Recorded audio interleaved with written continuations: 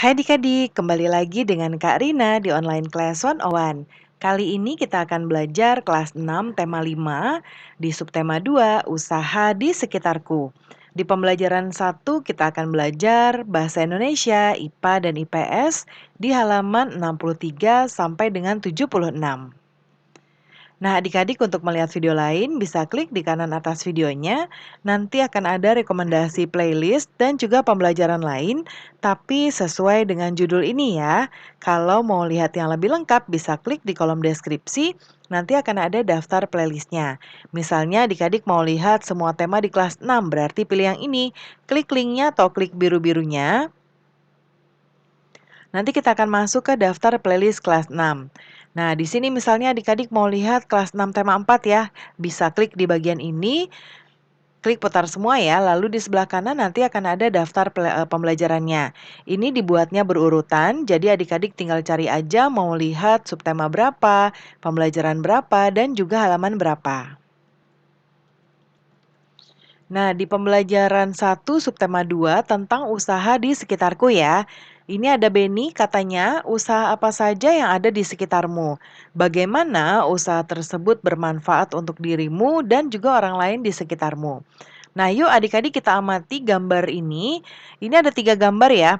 Yang pertama ini ada ini sepertinya abang fotokopi ya adik-adik ya.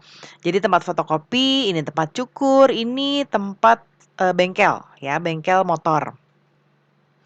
Amati gambar dan tuliskan hal yang ingin kamu ketahui lebih lanjut tentang kegiatan wirausaha pada gambar di atas dalam bentuk pertanyaan. Nah, yang pertama, sumber daya dan peralatan apa saja yang digunakan dalam ketiga usaha tersebut? Kemudian, apakah seluruh sumber daya dan peralatan yang digunakan hanya berasal dari dalam negeri?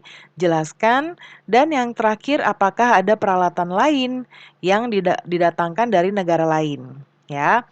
Nah, ini yang soal yang ini. Kemudian yang berikutnya diskusikan pertanyaan yang telah kamu tulis, lalu tulis kesimpulannya. Kesimpulannya adalah yang pertama, sumber daya dan peralatan yang digunakan dalam usaha adalah pertama yang A, fotokopi. Ya, jadi mesin fotokopi bisa menjadi alat produksi di sini ya. Coba Karina geser dulu. Nah, menjadi alat produksi utama, lalu kertas sebagai bahan produksi.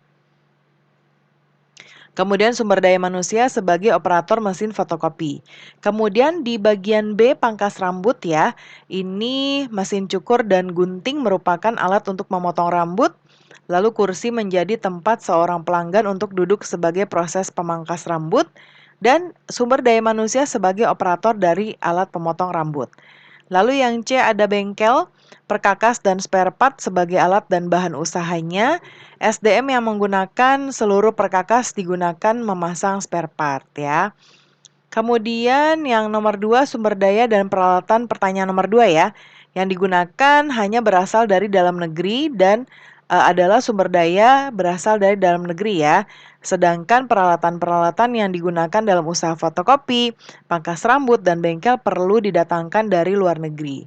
Yang pertanyaan 3 tadi jawabannya yang didatangkan dari negara lain adalah mesin fotokopi, alat cukur, dan peralatan perbengkelan yang rata-rata adalah buatan dari negara lain. Kemudian yang berikutnya pertanyaan, sebutkan usaha-usaha lain yang kamu temukan di lingkungan rumahmu.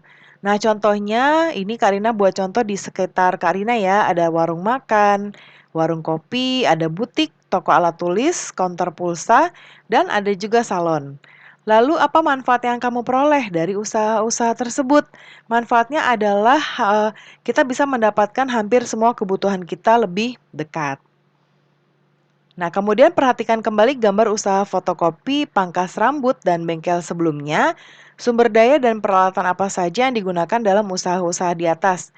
Nah, tadi ya, usaha fotokopi, mesin fotokopi, kemudian kertas, dan sumber daya manusia. Lalu di usaha potong rambut ada mesin cukur dan gunting ya. Lalu ada kursi dan sumber daya manusia.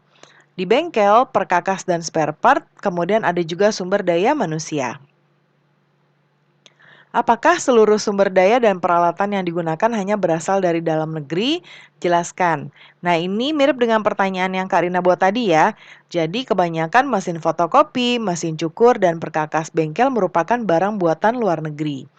Lalu, apakah ada peralatan yang didatangkan dari negara lain?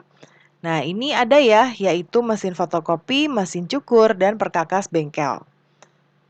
Kemudian berikutnya, ini ada bacaan ya adik-adik ya. Tidak ada judulnya, tapi boleh adik-adik bacakan dahulu. Nanti kita akan membahas pertanyaannya ya.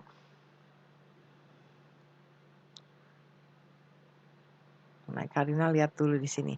Nah, lalu ini ada bacaan berikutnya tentang ekspor batik terus meningkat. Jangan lupa dibaca dahulu ya. Lalu kita baca lagi yang berikutnya ada Kasongan Bantul ekspor gerabah miliaran rupiah per bulan. Ya, ini boleh dibaca lagi.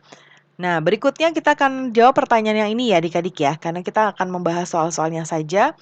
Yang pertama, apakah kamu mengetahui komoditas lain yang diekspor dari Indonesia ke berbagai negara di lingkup ASEAN?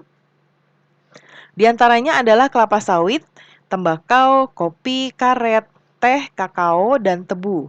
Lalu ada juga perangkat elektronik, tekstil, kulit, dan produk olahannya, serta juga batu bara. Lalu pertanyaan yang kedua, apakah kamu juga mengetahui komoditas yang diimpor dari berbagai negara di lingkup ASEAN ke Indonesia? Nah, ada ya, diantaranya adalah minyak dan gas, peralatan elektronik, garam, kemudian gula, bawang putih, dan juga obat-obatan maupun peralatan kedokteran. Nah, kemudian berikutnya ada beberapa benda ya di sini adik-adik. Ini ada pensil, peniti, penghapus, paku, ini paperclip ya, kemudian ada sisir. Ya, kemudian ada juga gunting, lalu seharusnya ini batu ya. Lalu ada kayu atau tongkat, ada daun, gelang, dan ini sepertinya kelereng ya. Nah, adik-adik coba amati gambar di atas. Apakah kamu bisa memprediksi yang akan terjadi jika benda-benda tersebut didekatkan ke magnet? Nah, Karina sudah buatkan di sebelah kanan. Tadi di gambar pertama ada pensil, tidak ditarik ya. Kemudian peniti ditarik, penghapus tidak, paku ditarik, penjepit kertas ditarik, sisir tidak, gunting iya, batu, kayu, daun, karet gelang, dan kaca ini tidak ditarik ya. Kemudian buktikan prediksimu dengan melakukan percobaan. Perhatikan langkah-langkah dalam melakukan percobaan untuk mengetahui benda-benda magnetis dan non-magnetis di sekitarmu. Nah, ini ada tujuannya ya adik-adik ya, untuk mengidentifikasi benda magnetis dan non-magnetis. Ada alat dan bahan yang dituliskan di sini ya. Untuk langkah-langkah percobaannya juga sudah ada di sini. Nah, kita nanti akan melakukan percobaan lalu akan menuliskan laporan percobaannya di tabel berikut ini. Ya. Nah, coba kita lihat di sebelah kanannya. Nah, ini Karina sudah buatkan ya. Tujuan percobaannya tadi sudah dituliskan di sini, tinggal adik-adik salin saja. Bahan-bahannya juga sudah ada, jadi tinggal disalin aja. Langkahnya juga sama, kita mengisi di hasil percobaannya ya. Nah, hasil percobaannya kurang lebih sama dengan hasil yang ada di sini tadi ya, tabel pertama. Pensil, karet gelang, sisir, batu, kayu, dan kertas, serta kaca tidak bisa ditarik oleh magnet. Kemudian peniti, paku, penjepit kertas, dan gunting dapat ditarik oleh magnet. Lalu kesimpulannya apa? Kesimpulannya adalah pensil, karet gelang, sisir, batu, kayu, dan kertas, dan kaca termasuk benda non-magnetis karena tidak bisa ditarik oleh magnet. Sedangkan peniti, paku, penyepit kertas, dan gunting termasuk benda magnetis karena dapat ditarik oleh magnet.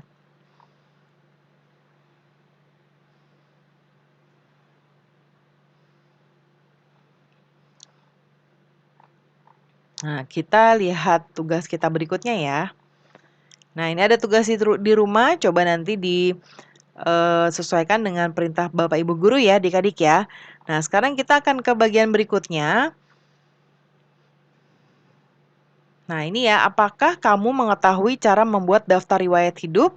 Tulis pertanyaan sebanyak-banyaknya tentang daftar riwayat hidup. Nah, Karina buatkan di sini contohnya, apa itu daftar riwayat hidup? Ya. Kapan daftar riwayat hidup? Nah, ini mungkin ditambahkan diisi. Ya, kemudian apa isi dari daftar riwayat hidup? Apa kegunaan daftar riwayat hidup? Nah, yang ini nanti perintah berikutnya ya, tukarkan pertanyaan yang kamu buat dengan teman-teman. Jadi pertanyaan Karina buat ada 1, 2, 3, 4.